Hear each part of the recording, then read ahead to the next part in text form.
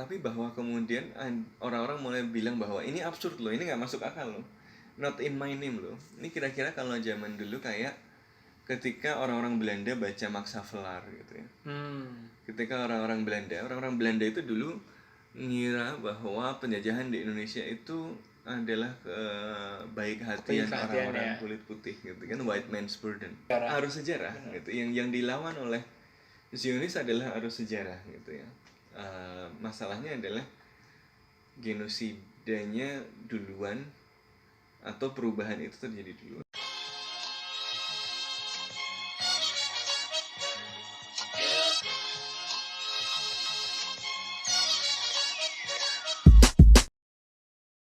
Selamat datang kembali di podcast Bebas Aktif episode ke-13. Lama tidak berjumpa dengan conference karena 2 minggu kebelakang kita sedang hiatus. Ada beberapa teman kita yang sedang melakukan perjalanan spiritual. Tapi sekarang sudah kita kembali melakukan rekaman untuk tentunya menyajikan update-update terbaru terkait dinamika di politik dunia kepada teman-teman conference. Ya, nah mungkin kelihatan dari apa yang gue pakai nih ya. Ini gue pakai bukan karena kedinginan sebenarnya, karena Jakarta sedang cukup hangat sekarang. Tapi ini gue pakai karena emang kita hari ini baru saja menghadiri demonstrasi pro Palestina di Monas, di lapangan Medan Merdeka gitu. Kalau salah satu yang orasi di sana ya. Ya. Dan kita, karena gue di sini berdua dulu sama Mas Sofwan, jadi kita mencoba format yang baru. Selain karena kita berdua juga yang hadir gitu ya. Mungkin Mas Sofwan biar dua. Freedom. Kalau bawa anak-anak lebih banyak. Dan di sini gue bersama dengan Mas Sofwan, jadi kita berdua dulu untuk podcast episode ini. Dan karena kita juga hari ini baru sama-sama balik dari demonstrasi pro Palestina di Monas, di lapangan Medan Merdeka, kalau kata salah satu oratornya. Jadi kita baru balik ganti baju gitu ya, karena cukup berkeringat di sana. Kereta soalnya penuh dari berangkat sampai pulang, nggak luar biasa dipenuhi oleh pasukan putih gitu ya. Dan karena emang demonstrasi ini kan jadi ajang yang besar dan nggak cuma di Indonesia ya Mas ya. Ya, ada di Medan Merdeka yang lain. Ada di Medan Merdeka yang lain. Namanya Freedom Plaza. Waduh. Medan Merdeka sebenarnya. Benar ya, sama juga ya. Medan Merdeka di depan White House, di depan Gedung Putih. Itu di Washington DC juga sama gitu ya. Banyak orang yang sedang berkumpul menyuarakan penghentian genosida dan kemudian mendorong gencatan senjata di Gaza, di Palestina, dan menghentikan genosida yang didukung oleh persenjataan Amerika Serikat.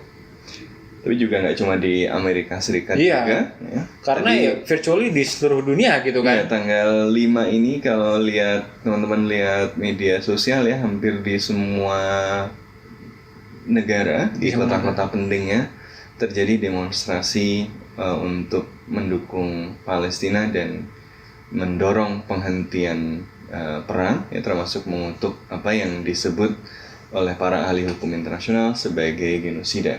Betul.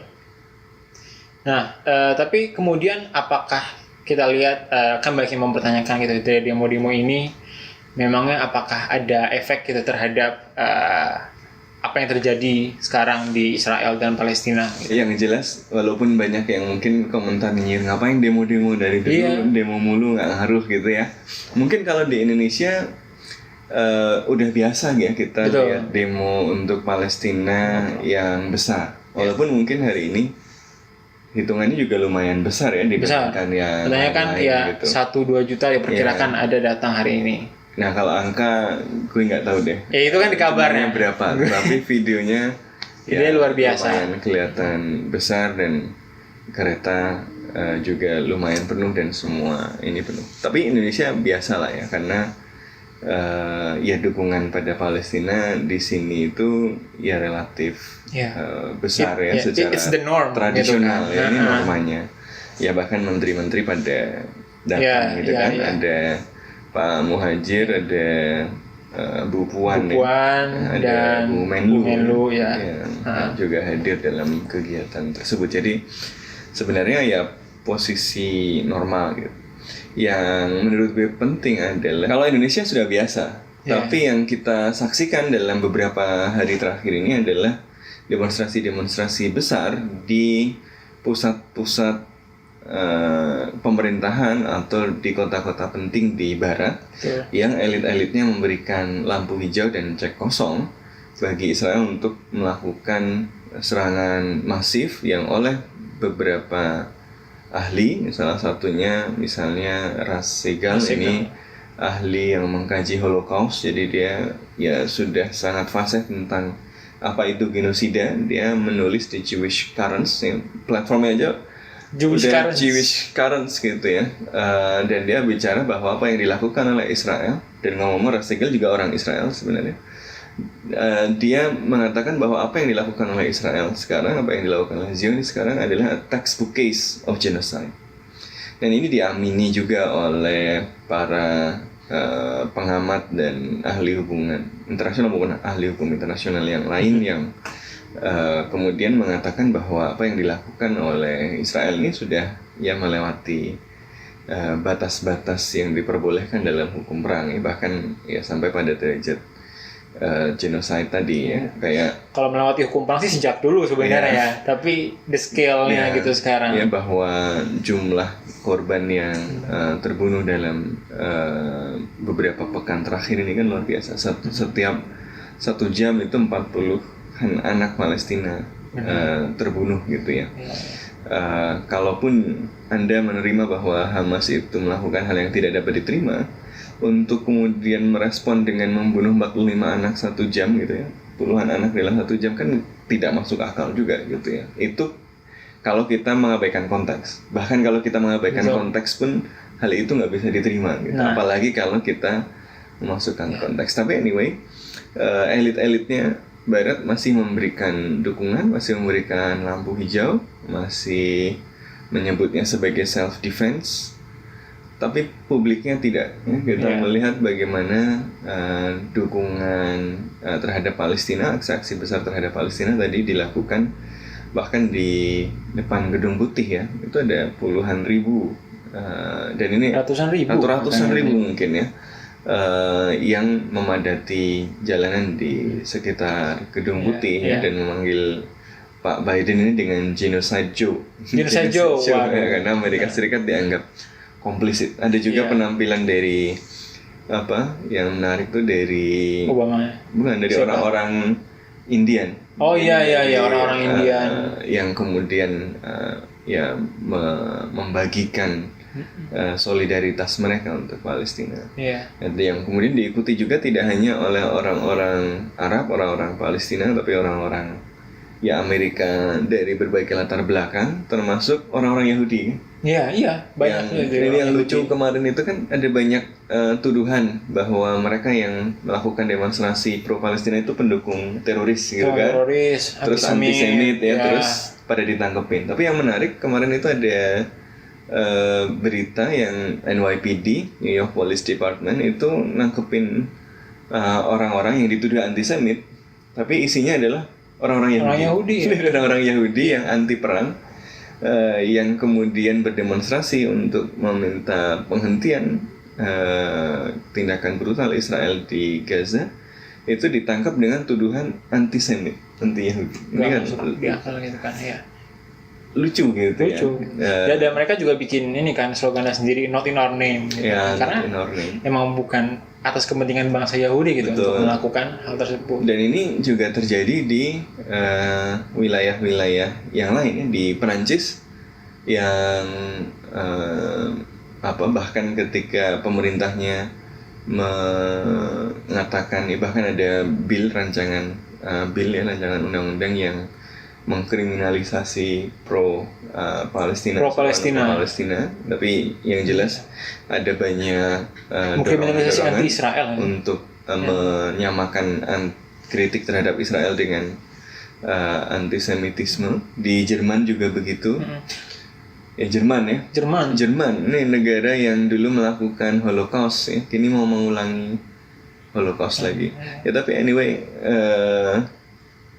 kemudian kita melihat despite all the ban ya, despite semua yang dilakukan oleh aparatur pemerintah untuk kemudian menekan dukungan terhadap Palestina tersebut, ya kita melihat demonstrasi-demonstrasi tetap terjadi dengan besar di negara-negara barat ini. Nah, ini menurut saya signifikan karena kita tidak menemukan hal ini 10 atau 20 tahun yang lalu. Iya. Dan kalau kita lihat nih, salah satu yang agak-agak menyesal ya dengan ini adalah media-media mainstream gitu ya, yang kayaknya mulai kehilangan tajinya gitu. Salah satunya The Economist misalnya, dia kayak menyesali gitu ya. Dia bikin salah satu laporan bahwa di media sosial itu dukungan terhadap Palestina itu 3, sekian kali lebih besar daripada dukungan terhadap Israel. Dan dia memberikan jawaban sendiri kenapa hal itu terjadi, karena di media sosial itu yang banyak menggunakan adalah anak-anak muda, and young people are usually pro-Palestinian. Menurut gue ini signifikan. Ada generational divide itu ada juga ya. Generational gap, ada generational divide, dan bahwa seruan untuk kebebasan Palestina ini adalah generasi yang sedang tumbuh. Betul. Ini adalah generasi yang kita. muda, ya generasi kita. Gue juga. Boleh. Masih muda dong. Jadi yang mendukung Israel itu tinggal generasi-generasi yang lebih senior, generasi-generasi establishment.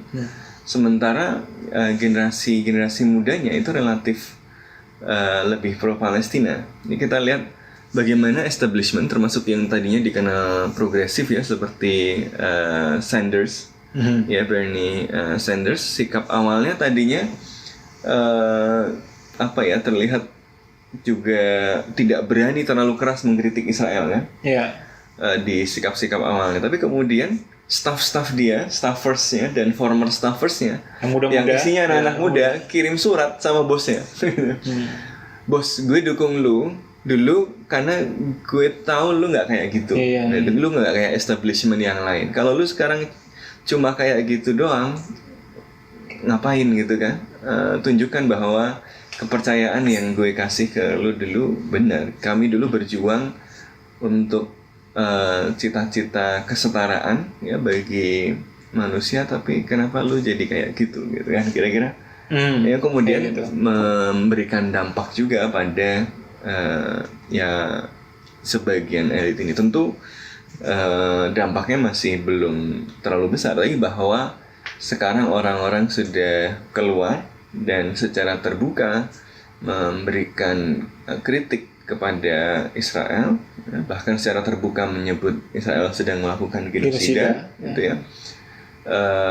Despite semua teror dan semua defamation ya kan, anak-anak Harvard yang doxing, bikin surat gitu kan, itu kan dibilang nggak bakal dapat kerja nih, tolong blacklist. Ada namanya Canary Project.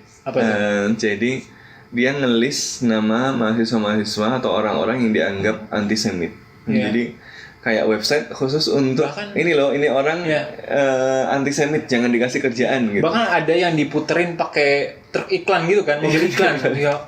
Niat banget gitu. Iya. Untuk orang. Tapi ternyata nggak menyurutkan tadi semangat untuk kemudian membela Palestina tadi. Nah, menurut gue ini menarik dan karakternya mungkin lain ya. Kalau di Indonesia kan ada aspek sentimen keagamaan, ada aspek ya memang pengalaman kolonial kita gitu ya.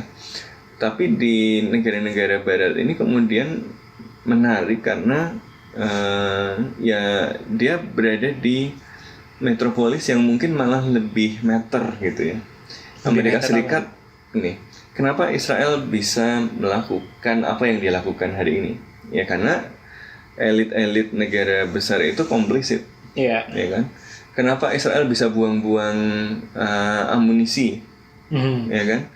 Setiap hari. Ini ngomong-ngomong sebelum 7 Oktober itu kan dari 1 Januari sampai 6 Oktober aja udah 200 orang kan dibunuh oleh Israel gitu ya.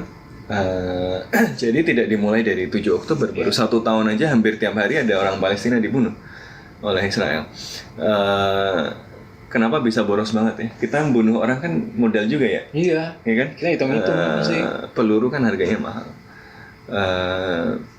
Ya karena ada sumbangan yang rutin ya, yang permanen. Tiap tahun ada 3 miliar US dollars dari Amerika Serikat. Ini tambah lagi 14,3 miliar dolar ya. Luar biasa. Sementara Ukraina yang counter ofensifnya nggak berhasil, Nggak dikasih lagi. Iya. Kasihan bener Ukraina ini. Ya, sementara rakyatnya sendiri gitu, yang nggak ada healthcare, di jalan lubang-lubang nggak ditambal gitu kan. Lancar terus keluar negeri. Sementara 14,3 triliun itu dikasih dengan gampang, padahal semua orang lihat bahwa yang sedang dilakukannya adalah kejahatan perang, kejahatan kemanusiaan. Ini kan absurd gitu ya. Tapi bahwa kemudian orang-orang mulai bilang bahwa ini absurd loh, ini nggak masuk akal loh, not in my name loh. Ini kira-kira kalau zaman dulu kayak ketika orang-orang Belanda baca Max Havelaar gitu ya. Ketika orang-orang Belanda itu dulu ngira bahwa penjajahan di Indonesia itu adalah baik hatian orang-orang kulit putih gitu kan, white man's burden. Bahwa ini orang-orang Jawa ini yang otaknya cuma separuh atau seperempatnya orang-orang Eropa ini, kalau nggak dibantu mereka saling membunuh satu sama lain gitu ya. Jadi kita datang memberikan pencerahan gitu ya, kemudian mengajari mereka beradab gitu, sehingga mereka bahagia. Jadi penjajahan itu runtuh tidak hanya melalui perlawanan dari yang dijajah, tapi dari kehadiran kesadaran di wilayah-wilayah metropolis penjajahan. Betul. Yang mereka kemudian sadar bahwa penjajahan ini adalah kejahatan tidak hanya pada orang-orang yang dijajah itu, tapi kejahatan pada kita juga loh. Karena penjajahan itu kan tidak hanya merugikan yang dijajah saja. Negara di pusat negara penjajah itu yang diuntungkan adalah penjajahan ini siapa sih? Cuma segelintir elitnya juga aja. Gitu ya. Tadi contoh paling sederhana, kalau di Amerika Serikat sekarang orang mau dapat welfare aja susah gitu kan. Orang mau bangun infrastruktur susah. Infrastrukturnya kebanjiran juga gitu kan. New York tuh kebanjiran loh subway-nya. Di sini juga ada yang berkebanjiran. Sama, jadi kita sudah selevel kayak New York.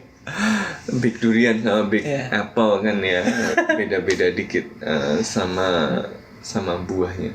Nah tapi pada saat yang bersamaan ternyata duit yang dikumpulin susah-susah lewat pajak itu dikirim keluar semua, keluar untuk ngirim senjata. Itu kan ada yang dirugikan, sementara yang diuntungkan adalah orang lain gitu. Betul. Kan, yang elit-elit yang diuntungkan oleh military industrial kompleks saja gitu. Dulu juga begitu kan, yang diuntungkan oleh penjajahan ya hanya elitnya. Tapi ketika kemudian mereka yang ada di pusat-pusat metropolis ini kemudian protes ya, di negara-negara yang memungkinkan Israel melakukan apa yang dilakukannya sekarang ini dengan bantuan militer ya, dan macam-macam itu, ya pasti berubah dong. Ada constraint, apalagi kalau negara-negara ini merasa bahwa mereka adalah demokrasi ya. Mereka kan ceramah demokrasi di mana-mana ya, mereka ketika publiknya ngomong harusnya mereka dengarkan dong ya, kecuali memang mereka sudah mau jujur bahwa mereka bukan demokrasi sih gitu kan. Kalau ngeledek tokoh agama atau nabi agama lain itu kebebasan berpendapat, tapi mengkritik sebuah negara melakukan genosida adalah antisemit. Nah itu kan orang jadi bingung standar kebebasan berpendapat itu kayak apa sih gitu kan. Tapi ya anyway, kemudian ya kita melihat bahwa tekanan-tekanan domestik menurut gue akan lebih matter. Buat Amerika Serikat, buat Presiden Amerika Serikat Biden misalnya, demonstrasi di Indonesia mungkin nggak terlalu ngaruh. Nggak matters Menurutku gitu ya. kan. Kecuali nanti kalkulasi geopolitik, wah Indonesia kalau nanti sangat kecewa pada Barat kemudian jadi pro Cina sama sekali, Iya. itu mungkin Ada yang berbilang kayak gitu mungkin tuh. agak ada kalkulasinya gitu, tapi ya nggak secara langsung. Tapi kalau di depan di depan White House sendiri demonstrasinya banyak dan mereka kemudian makin besar dan jadi blok pemilih sendiri Iya. yang kemudian bisa menentukan dia dapat office atau tidak, ya dia akan berpikir. Betul. Kenapa Israel kuat sekali? Karena kekuatan lobbynya, karena kekuatannya misalnya melakukan fundraising, dia mendukung politisi-politisi dengan balasan dukungan agenda pro Israel misalnya.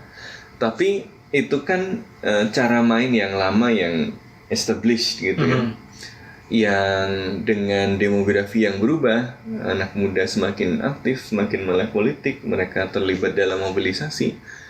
Mungkin para elit yang pragmatis pun akan berpikir gitu. Kalau gue Secara votes gitu malah misalnya. tetap kayak gini, gue kehilangan dukungan politik gitu. Jadi ketika menurut gue kalau momentum ini terus berlanjut dan kesadaran kemanusiaan, kesadaran pro Palestina ini berlanjut di Amerika Serikat, mungkin akan lebih signifikan dampaknya. Dan mungkin kita menyaksikan itu nggak akan langsung sih ya. 10 tahun lagi mungkin ketika generasi yang sekarang ini ya jadi mulai lebih luas peranannya gitu. Kan survei-survei dari Pew Research Center kan juga jelas menunjukkan bahwa generasi muda Amerika Serikat lebih kritis pada Israel ya, termasuk di kalangan Yahudi Amerika Serikat. Generally bahkan di kalangan Demokrat, Republikan, Independen, trennya jelas gitu. Jadi ya ini sebenarnya arus sejarah aja. Arus sejarah gitu. Yang dilawan oleh Zionis adalah arus sejarah gitu ya. Masalahnya adalah genosidanya duluan atau perubahan itu terjadi dulu. Betul. Iya. Dan ya Pak, kalau ya simply put kan semua kebijakan terutama negara-negara Barat ini kan ya cuma muter di antara establishment aja gitu loh. Antara ya mungkin partai yang cuma dua gitu yang sama-sama punya policy yang kurang lebih sama. Iya, dalam kondisi normal. Tapi kita menyaksikan bahwa kalau gerakan-gerakan massalnya besar, dia memberikan dampak besar. Betul, kan? Betul. Kayak gerakan-gerakan civil rights itu yang hak kaum kulit hitam itu kan signifikan dia mengubah peta politik Amerika Serikat. Ya, dan sebenarnya arguably ya kalau menurut gue kenapa bisa dilihat sebenarnya demonstrasi di luar itu lebih intens gitu, lebih tanda kutip radikal gitu ya, karena dalam konteks pemerintahan juga yang itu nggak sesuai dengan kemauan rakyatnya gitu kan. Kalau kita kan kurang lebih udah selaras gitu, kita pemerintah udah pro Palestina, kita ngirimin bantuan dan segala macam, tapi karena di sana suara mereka nggak didengar gitu kan ya, karena kebijakan-kebijakan yang nggak merepresentasikan keinginan rakyat ya, maka mereka harus bersuaranya lebih keras lagi gitu, lebih terradikalisasi lagi gitu dalam konotasi yang positif gitu ya. Karena ya ketika mereka nggak bisa menghentikan pengiriman senjata ke Israel, mereka ngapain ya, mereka datengin lah kapalnya gitu di Auckland di Auckland gitu lah, di mana lah gitu, dia ngeborgol diri ke ini ya kan, kapalnya gitu kan, ke senjata-senjatanya gitu kan, biar nggak bisa dikirim. Karena ya mau gimana lagi gitu, jadi harus resort ke cara-cara yang ekstrim di tengah. Dan ini cara-cara yang dulu dilakukan oleh aktivis-aktivis Australia ketika Belanda melakukan upaya untuk mencaplok kembali Indonesia gitu. Jadi ini bukan hal yang baru juga kan. Betul. Blokade atau upaya blokade aktivis terhadap kapal-kapal penjajah itu ya bukan hal yang baru. Iya. Dan sebenarnya tapi kalau to put in a larger context juga, karena meskipun kalau dari mainstream Western media mungkin masih agak terfilter gitu ya dari sajiannya, tapi dari apa yang dibilang juga oleh Biden gitu, ada laporan CNN itu kan investigasi ya. Setiap ada gambar jasad penderita rakyat Palestina itu semakin mengurangi dukungan publik terhadap Israel gitu, dan semakin mengurangi windset gitu loh untuk bisa berkompromi gitu pemerintahan Biden terhadap apa yang dilakukan Israel sekarang. Karena ya wajar aja gitu buat kita secara personal gitu kalau kita nggak ngeliat di media massa, tapi di media sosial itu bener-bener beredar. Dan apa yang bisa kita rasakan gitu secara personal gitu ya, selain kita merasa helpless, kita nggak bisa menghentikan genosida yang terjadi di depan mata kita sekarang ya gitu loh.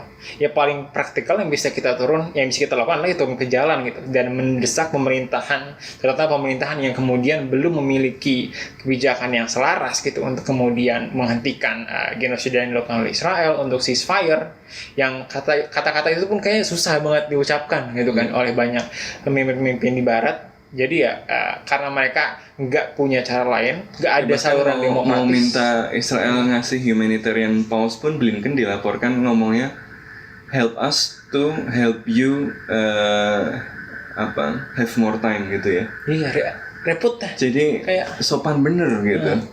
Kebanyakan kan orang kayak di berita-berita juga kayak ini pushing the limits of passive voice gitu. Iya. Maaf ya, kayak si Blinken tuh kayak ngomong sama Netanyahu, maaf om gitu ya, kalau bunuhin orang jangan 24 jam dong, istirahat dulu sebentar, terus biar ada humanitarian pause, nanti kalau orang udah lupa lagi, lu boleh lagi deh bunuhin orang gitu.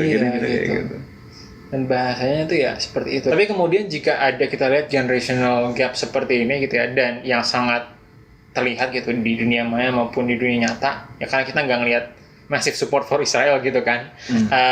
Kemudian apakah emang kalau menunggu perubahan itu harus menunggu beberapa generasional gitu? Bahkan di negara-negara yang clear dukungan terhadap Israel itu tinggi secara politiknya, dari elit politiknya nggak ada demonstrasi masif pro Israel ya. Iya, nggak ada itu kan. Ya cuman apakah perubahan kemudian harus nunggu generasi yang sekarang jadi pemimpin itu kan kayak still 40 dan tahun lagi gitu. Dan we are running out of time kan. Betul.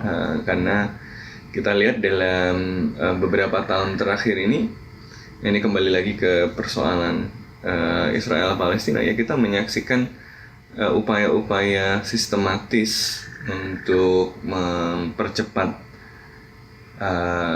genosida merangkak dan perluasan pemukiman ilegal itu kan terjadi dengan luar biasa gitu ya. Jadi pada periode pemerintahan Israel ini di bawah Netanyahu ya, pemukiman baru kan didorong ya dengan sangat luar biasa, mendatangkan orang-orang dari seluruh dunia, dari Eropa Timur ya, bahkan yang kemarin ada laporan itu dari New York ya, dari Amerika Serikat.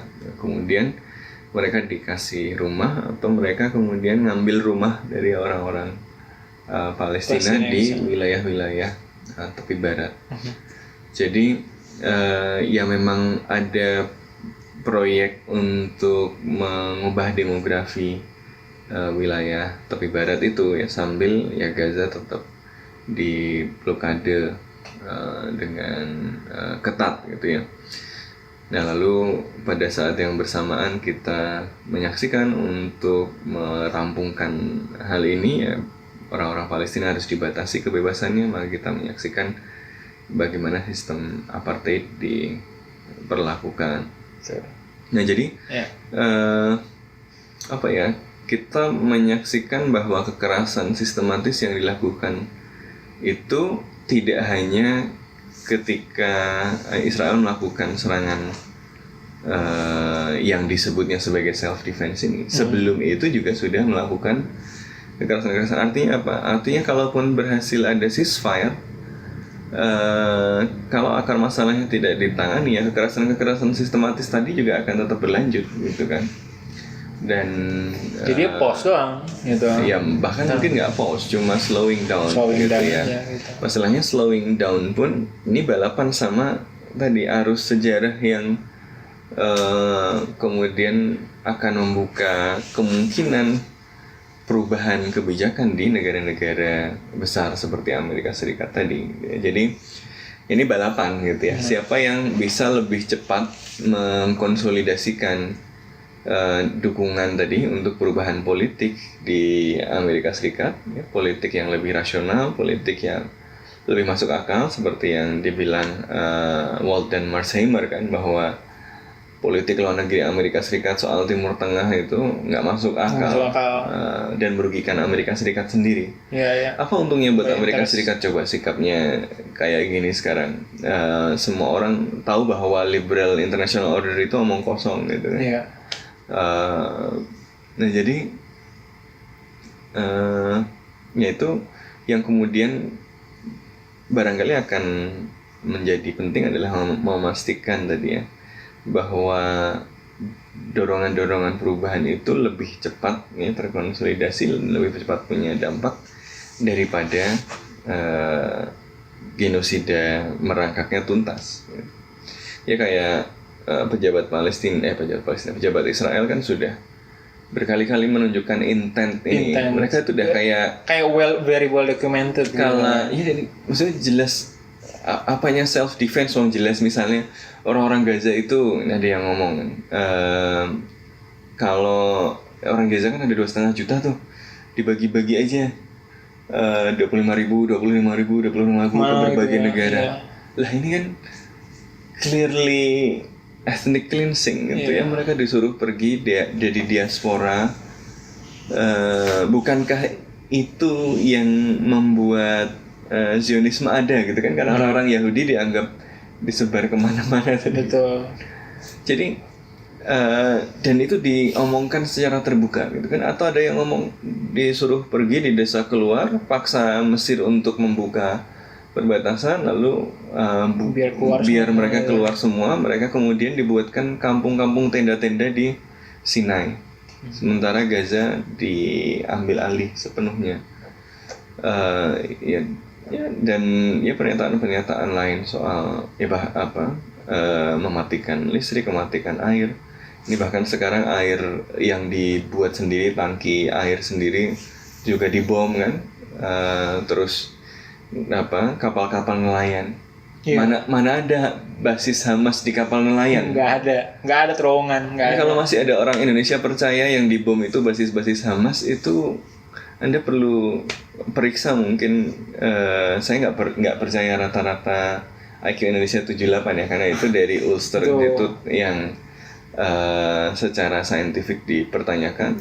Tapi kalau Anda masih percaya bahwa yang dibom itu basis Hamas, barangkali Anda perlu ngecek gitu, karena IQ-nya gitu, karena barangkali ya segitu. Kalau enggak mungkin ya bodoh, jahat, atau yang lain. Tapi atau barangkali ada bias yang sendiri, ada gitu bias kan, yang kemudian harus kita periksa. Betul. Sama-sama yuk kita obrolin gitulah di sini gitu ya, di podcast Bebas Aktif. Kalau ada yang pro Israel ya silahkan kirimkan email gitu, nanti kita diskusi di sini juga silahkan. Nanti bisa kita undang podcast. Bisa kita undang. Bisa diatur lah. Tapi yang intinya jadi meng-clearkan gitu kan, bagaimana bias itu kemudian justru berkontribusi buruk gitu terhadap konflik yang ada sekarang. Ya, tapi selain strategi in the long term tadi kan yang harus jarah itu, menurut gue in the short term juga ya. Karena pattern yang berulang emang biasanya setelah tekanan publik masih bisa lebih keras lagi gitu loh. Bahwa harus ada konsekuensi yang jelas gitu. Kalau misalnya kita ngomong di negara demokrasi, ya konsekuensi secara elektoral. Gimana itu kan, misalnya kayak ada beberapa muslim di negara swing state itu yang kayak mereka kan cuma 10.000 20.000, tapi kalau mereka nggak vote Biden misalnya di tahun depan, nah itu bisa flip gitu kan presidensi. Jadi tapi jadi Trump ya. Jadi Trump ya. Mereka nggak harusnya di corner karena itu kan. Tapi gimana ada tapi sama aja Biden sama begitu, aja. Trump juga begitu, ya ngapain milih ya kan? Iya, tapi bagaimana kita translate our voices, our vote gitu ya, kalau misalnya dalam sistem demokrasi, ataupun ya our street activism juga, kemudian ya itu menjadi sesuatu yang politically untolerable gitu ya secara positif karena ya udah nggak bisa lagi nih gue terus menerus ngasih uang, udah nggak bisa lagi nih gue terus menerus memberikan cek kosong karena dalam kondisi dimana ya pemimpinnya establishmentnya masih terikat dalam jaring-jaring pro Israel ya itu yang bisa kita lakukan gitu sekarang. Jadi yang diserang itu bukan cuma Gaza, yang diserang itu bukan cuma Palestina, yang diserang itu adalah kemanusiaan. Ya kan? Kalau Anda masih mau manusia terus lihat ada bayi-bayi dibunuhin gitu ya, dan itu video nggak bisa dibantah. Kalau Anda manusia, saya yakin komentarnya bukan tuh bayinya atau itu keluarganya pendukung Hamas bukan ya? Itu nggak mungkin komentarnya kayak gitu. Itu bukan komentar. Menurut gue kalau orang masih komentarnya salahin Hamas gitu ya, terus itu orang tuanya pendukung Hamas atau bukan dan seterusnya, itu menurut gue sih sudah mengalami desensitisasi yang luar biasa gitu sebagai manusia kan terhadap Palestina gitu, ada Palestina gitu, sehingga mereka nggak dianggap sebagai manusia yang beneran, sehingga kalau kita lihat bayi-bayi meninggal gitu ya, videonya berkeliaran luar biasa ya, dan saya kira orang normal harusnya reaksinya jelas bahwa ya ini serangan pada kemanusiaan, dan kalau dia adalah serangan pada kemanusiaan, yang bisa menghentikan adalah solidaritas kemanusiaan. Makanya demo-demo ini hanya simptom dari solidaritas itu ya, dia akan punya dampak kalau dia kemudian dilanjutkan dengan tadi tindakan-tindakan advokasi yang terarah lebih konkret gitu ya. Jadi bisa elektoral di negara-negara yang demokratik, bisa juga kemudian tindakan-tindakan langsung yang bisa mendisrupsi direct action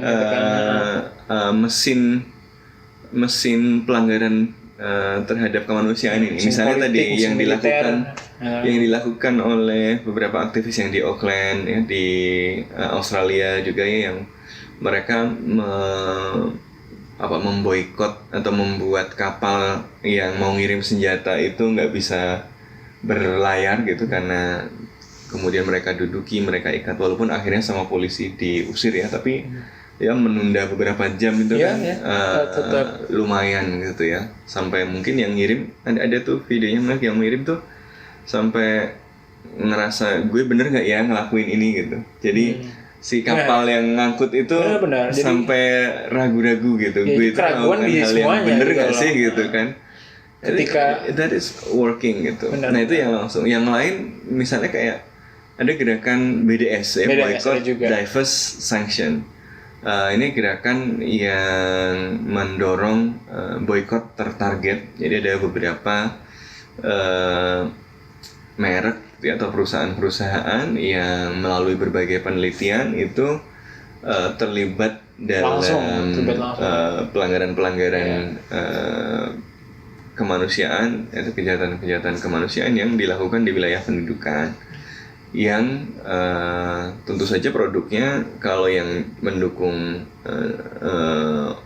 penjajahan banyak sekali, tapi yang kemudian terbukti punya hubungan langsung dengan misalnya kejahatan di wilayah pendudukan, ya kemudian di-list beberapa yang paling penting gitu ya, supaya tertarget.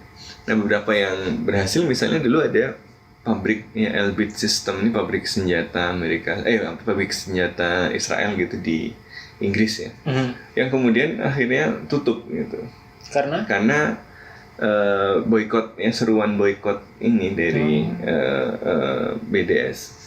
Ada beberapa perusahaan juga kemudian keluar, jadi boykot itu working gitu ya, walaupun dampaknya mungkin belum terlalu besar, bahwa masih kecil ya, tapi ini kayak self-fulfilling prophecy. Kita boykot nggak ngaruh gitu, akhirnya nggak ada boykot nggak ngaruh. Tapi kalau sedikit demi sedikit orang mulai percaya, saya nggak mau sebagian uang saya yang saya gunakan ini digunakan untuk mendanai pembunuhan bayi-bayi gitu kan, dia akan berdampak gitu ya, sedikit-sedikit. Jadi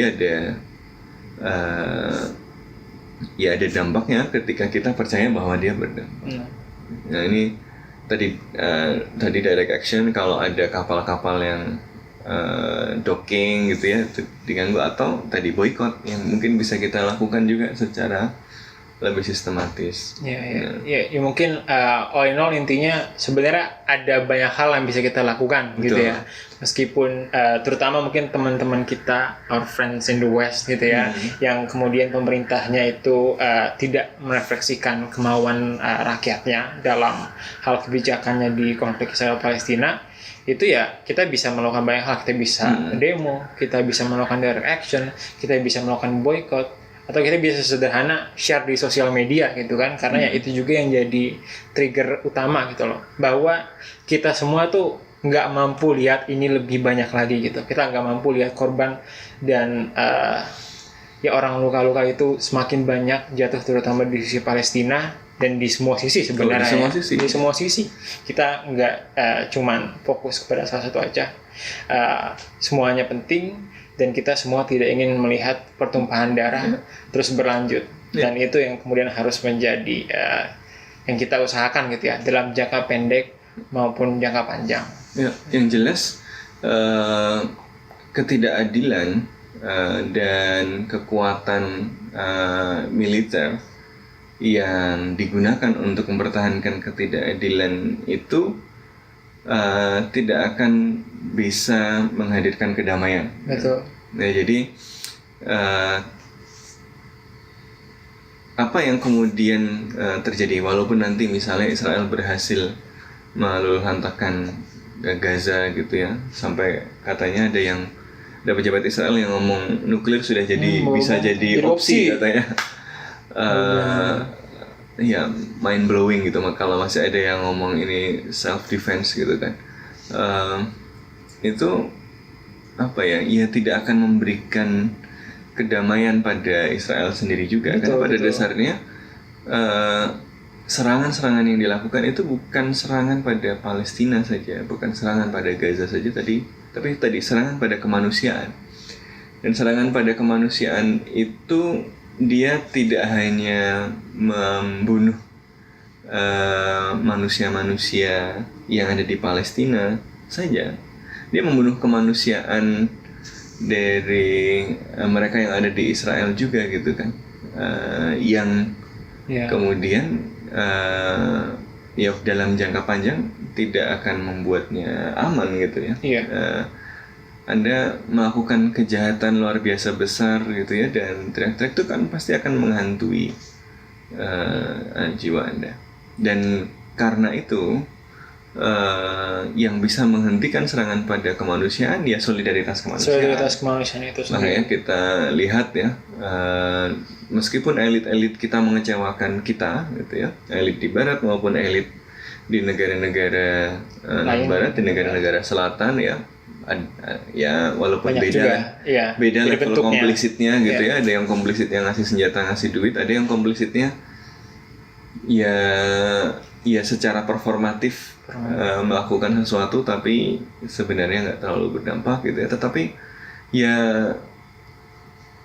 yang bisa kemudian mendorong perubahan ini adalah rakyat sendiri. Betul. Gitu ya, adalah solidaritas antar manusia. Betul. Itu sendiri gitu ya, dan senang sekali kan, dan hati ini hangat kan, luar biasa kalau kita lihat misalnya ada teman-teman lintas agama, lintas identitas gitu ya, yang seperti demo hari ini maupun di demo di berbagai belahan dunia. Berbagai belahan dunia terlebih ada lagi. Orang-orang Maori pakai haka, kita ada orang-orang Indian dengan performa mereka, ada kemudian orang-orang Jewish Voice for Peace ya, orang-orang Yahudi, orang-orang yang ini yang menarik, orang-orang yang keluarganya mengalami Holocaust, orang-orang yang keluarganya mengalami genosida ya, ada yang mengalami genosida di Bosnia, genosida di Rwanda dan seterusnya, yang mereka kemudian bicara ini jangan sampai terulang lagi. Gitu. Ini tuh yang dibunuh bukan hanya orang-orang Palestina, yang dibunuh itu adalah kemanusiaan kita semua. Kalau kita diam, kita membiarkan kemanusiaan kita direnggut gitu ya. Jadi siapapun kita hari ini, apapun posisi politik kita hari ini, siapapun capres yang Anda dukung, Siapapun capresnya gitu ya. apapun partai yang Anda dukung politik dinasti atau enggak dinasti, ya. Oke. Tapi ada red line-nya lah ya. Betul. Ini mah red line dalam politik luar negeri Indonesia. Ini memang Yang jelas ya bahwa ya kemanusiaan itu hal yang harus kita bela dan kita perjuangkan. Iya. Dan saya kira clear dalam persoalan ini masalahnya.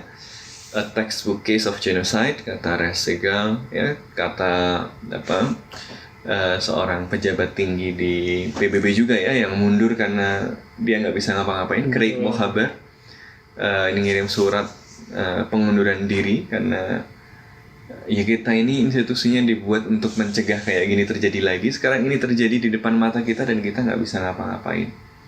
Dan itu hanya satu dari sekian yang lain. Ya, Sekjen PBB sudah jelas ya ngomong bahwa ini terjadi sesuatu yang tidak dapat diterima. Walaupun setelah itu dia ada keder ya karena dicecer disuruh mundur gitu ya. Sehingga yang di tweet terakhir dia tetap mengecam misalnya pemboman tapi nggak nyebut yang ngebom siapa. Dan tetap ngasih disclaimer habis itu tetap condemn Hamas gitu. Jadi biar tetap ini tetap harus ada condemn-nya gitu ya. Padahal udah nggak ada hubungannya lagi mau peristiwanya. Iya. Apa? Diserang siapa sekarang gitu kan. Nah, jadi, tapi bahwa orang-orang itu sudah kemanusiaan itu meronta-ronta gitu ya. Betul. Dan ya saya kira biarkan nurani kita kemudian menggalang solidaritas itu. Ya, biarkan kemanusiaan kita keluar gitu. Ya. Jangan suruh dipendam. Karena ya yang bisa mengubah sebenarnya adalah diri kita sendiri. Demikian sepertinya untuk podcast Bebas Aktif episode ini. Semoga konflik ini dalam jangka pendek bisa segera. Jadi demo ngaruh nggak? Demo ngaruh dong. Ntar kita lihat demo dijadwalkan kapan lagi.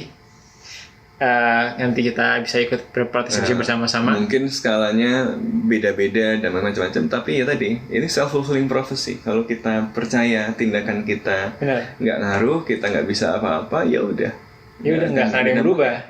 Tapi kalau kita percaya bahwa kita bisa melakukan sesuatu, we shall overcome ya kalau dulu kata aktivis civil rights movement.